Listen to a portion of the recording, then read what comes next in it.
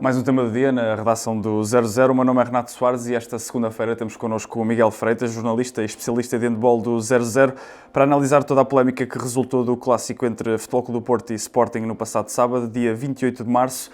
Indo direto à questão, Miguel, começo por te perguntar o que aconteceu no Dragão Arena. Renato, bom dia. Antes de mais, dizer que este tema é muito sensível, envolve vários pontos e, portanto, o nosso trabalho enquanto jornalistas é apenas relatar os factos e fazer o contraponto. Ou seja, se o Futebol Clube do Porto diz uma coisa, também temos lá direito ao Sporting, entre aspas, de dar a sua versão da história. Portanto, vou tentar resumir tudo o que aconteceu nas últimas horas. É sempre complicado, porque à medida que o tempo vai passando, vão existindo outras camadas desta história, mas à data que estamos a gravar isto, penso que este será o resumo perfeito, se é que podemos usar essa expressão, de tudo o que aconteceu no passado sábado. Portanto, Futebol Clube do Porto e Sporting, duas equipas que têm sido as campeãs de handball, lutavam para disputar a primeira jornada da fase final do Campeonato de Placar Handball 1. O jogo estava inicialmente marcado para as 6, começou-se a disputar apenas às 6h20 e porquê? Pouco tempo antes do apito inicial, quando nada fazia prever e quando nada o indicava, o Sporting, elementos da comitiva do Sporting, queixaram-se de um forte cheiro intenso no balneário do Dragão Arena, fazendo com que alguns elementos tivessem de ser assistidos no local por parte da equipa médica que estava no Dragão Arena. Até ao momento não sabemos exatamente o que é que provocou esse cheiro. Fala-se em lixívia, fala-se em amoníaco. Amoníaco é um gás com um odor forte e muito intenso, pode provocar algumas tinturas, entre outros sintomas. A partir daí surgiram algumas imagens de Ricardo Costa e Cristiano Moga a serem assistidos por parte das equipas médicas. Esses mesmos elementos não foram a jogo, já vamos mais concretamente a isso. E a partir daí instalou-se a polémica, instalou-se o caos, se é que podemos usar essa expressão, no mundo do handball. A informação foi inicialmente avançada pelo Correio da Manhã, depois foi confirmada pelo 00. Como referi, foram assistidos pelas equipas de médicos. Inicialmente falava-se que iriam ser transportados para um hospital perto das imediações, mas tal não se veio a verificar, porque essa foi a indicação inicialmente dada pela equipa de bombeiros, mas depois a segunda análise de um especialista médico indicou que não era necessário e portanto, continuaram a ser observados no Dragão Arena. Assim sendo, a equipa do Sporting foi a jogo sob protesto, mesmo apesar de tudo o que aconteceu nas 45 minutos, uma hora antes do apito inicial, agendado para as 6 da tarde. Equiparam-se fora do balneário, equiparam-se nos corredores do Dragão Arena. Inicialmente o Futebol Clube do Porto tinha atribuído um balneário que tinha esse cheiro intenso e forte, segundo o que o Sporting alegou. Depois atribuiu outro que os delegados entenderam que estava em condições para o Sporting se equipar e a partir daí o jogo teve os seus trâmites normais. Como referido, o Sporting jogou sob protesto porque os delegados entenderam que o jogo tinha as condições necessárias para se prosseguir. Poucas horas depois, a delegada Rosa Pontes falou à Bola, em que deu a sua versão da história, apesar de não ter dado assim muita coisa. Referiu que, e passo a citar, estava um cheiro muito intenso que me provocou ardor e deixou os olhos vermelhos, além de um pingo no nariz, dizendo que também era alérgico ao amoníaco, aquela substância que o Sporting alega que era um cheiro muito forte que provocou no balneário do Dragão Arena. Além disso, foi alertada por estar com má cara, sempre entre aspas, e dirigiu-se aos bombeiros para se medir a tensão e que a tensão que estava muito alta. A Rosa Pontes, em declarações à Bola, também terminou dizendo que 15 minutos depois, quando fomos lá a segunda vez, já não se sentia aquele cheiro e o Futebol Clube do Porto atribuiu um outro balneário ao Sport, o balneário número 3, que nós confirmamos estar em condições para receber os jogadores, tal como tinha referido. Portanto, o Sporting queixou-se do cheiro forte e intenso, teve ali uns grandes percalços antes do apito inicial. O Cristiano Moga, o pivô do Sporting, e o Ricardo Costa acabaram por ser assistidos, nem foram ao jogo, vamos exatamente aí já. E depois de muita polémica, o jogo começou perto das 6h15, 6h20, e Relativamente aos factos, foi isso que até agora sabemos, à data de hoje, segunda-feira. E gostava de terminar esta primeira pergunta pegando nos dois comunicados que os dois clubes colocaram. O Futebol Clube do Porto emitiu esse comunicado ainda durante o encontro, o Sporting pronunciou-se no domingo. Começando pelo do Porto, e não indo aqui ao detalhe em tudo o que disseram, porque tem muitos ataques que fogem do handball, é muito mais às instituições. O Futebol Clube do Porto desmentiu tudo o que o Sporting alegou. Curiosamente, chamaram a comunicação social ao local para averiguar o cheiro que sentiam, chamaram a polícia, chamaram a Federação de Handball, que lá está, verificou que estavam reunidas as condições. Curiosamente, a comunicação social foi lá depois do jogo, salvo erro, foi o Jornal Record, e fez um vídeo e alegou que o cheiro continuava intenso. Portanto, há aqui várias nuances. Relativamente ao comunicado do Sporting, para terminar, o comunicado do Sporting, como referi, foi emitido no domingo.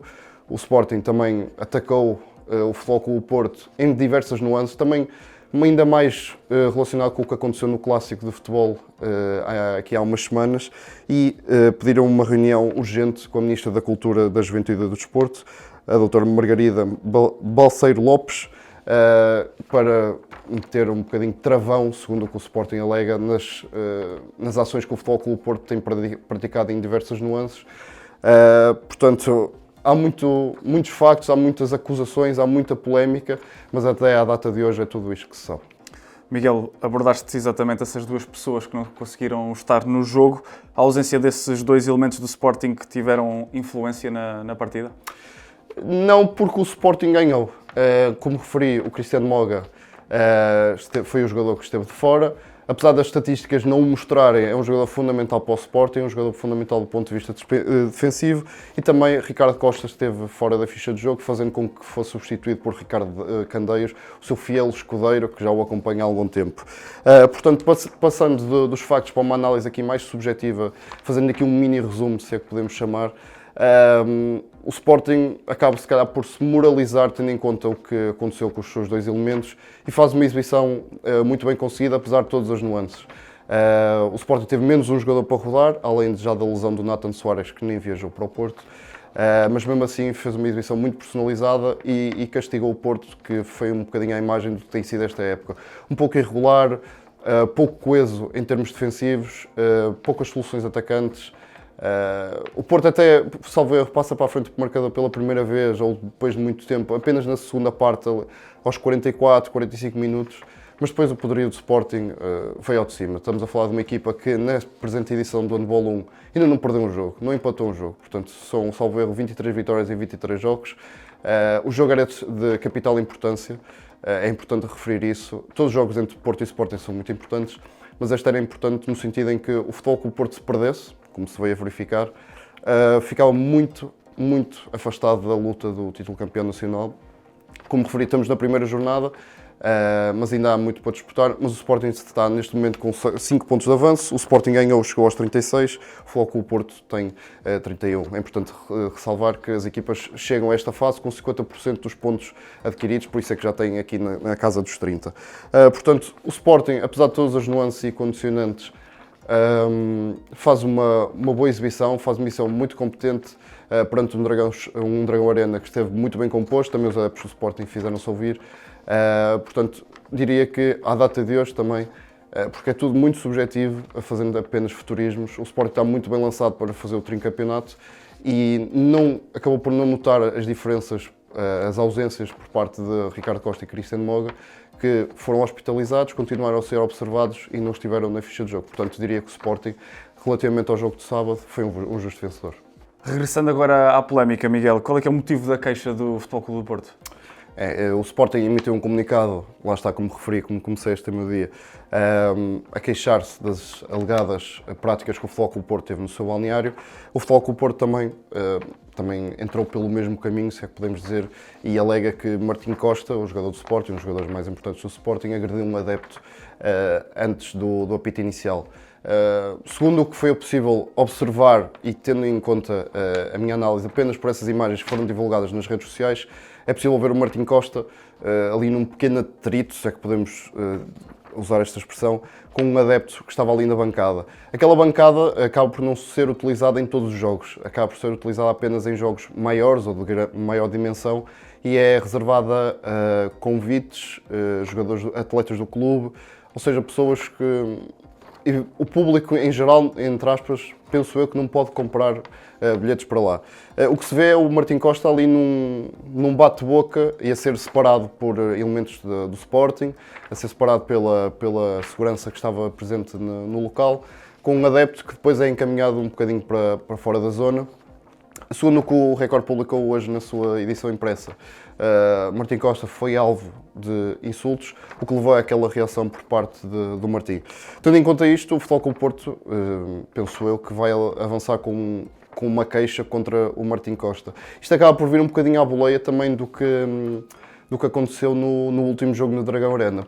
Mas relativamente ao seu pai, porque o Ricardo Costa, no jogo da fase regular, atirou uma garrafa de água para a bancada ou em direção à bancada e provocou ali um desaguisado que já é normal nos Portos Sporting de handball dos últimos anos.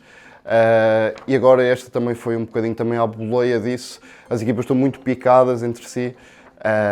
E portanto o Futebol Clube Porto alega que há imagens que provam essa agressão do ponto de vista do Futebol Clube Porto de Martim Costa a um adepto naquela bancada e portanto vão avançar com o processo. Mário Santos, o diretor-geral das modalidades, prestou declarações no último fim de semana em que explicou isso mesmo e disse, passo a citar, o jogador do Sporting Martim Costa agrediu um adepto do Futebol Clube Porto durante a fase de aquecimento. Portanto, a partir de agora, o Futebol Clube Porto vai avançar com uma queixa, alegando que as imagens melhores do que foram circuladas nas redes sociais, que há evidências que Martim Costa agrediu um adepto do Futebol Clube Porto e que a partir daí entrar noutros patamares. Sem querer que faças futurologia, mas para terminar, quais é que são as consequências deste incidente no futuro? Eu esqueci-me de referir na última pergunta, na última resposta, que caso se venha a provar que o Martim Costa tenha insultado, tenha empurrado o adepto do Futebol Clube Porto, pode ser suspenso por um número indeterminado de jogos, enquanto o Futebol Clube Porto também é o outro lado da moeda, pode vir a ter o seu pavilhão interdito por um adepto ter insultado o Martim Costa. Há aqui muitas nuances, mas também está relacionado com isso. Mas neste meu dia pegamos em vários pontos soltos para construir uma história e acho que agora cabe à Federação construir o seu próprio relatório para definir as próximas diligências a seguir. A Federação, pouco tempo depois, mesmo talvez na mesma noite, disse que efetuou uma participação ao Conselho Disciplinar para apurar eventuais responsabilidades disciplinares, citando o que a Federação disse. Portanto, a partir de agora, pegando nas alegações que o Futebol Clube Porto e na sua defesa, pegando nas alegações que o Sporting tem e a sua defesa, seja de Balneário, seja do Martim Costa agora, seja de tudo o que aconteceu, seja de relatórios médicos de Cristiano Moga, do Ricardo Costa, que não foram a jogo, é importante sublinhar isso, vai-se formar um relatório que pode vir ou não a ter consequências e creio que isto ainda vai ter muita tinta para correr, porque à medida que os dias vão passando, se calhar vão surgindo mais relatos de pessoas que estiveram no Dragão Arena, mais imagens, se calhar, de pessoas que estiveram no Dragão Arena, mais opiniões, seja das pessoas da equipa médica, seja da polícia que está presente, da segurança, dos delegados, como referimos da Rosa Pontes, que já se pronunciou publicamente. Portanto, a partir daqui, pegando nisto tudo e fazendo um desenho completo, cabe à Federação agora apurar eventuais responsabilidades e implementar eventuais castigos, caso assim o entenda. Obrigado, Miguel. Obrigado por terem assistido. Não se esqueçam que o tema do dia está disponível de segunda a sexta-feira em todas as plataformas de podcast e que ainda hoje vamos ter um novo episódio de Ataque Rápido, onde se vai falar do ambiente no desporto português, das figuras da Primeira Liga até ao momento e também da Seleção Nacional.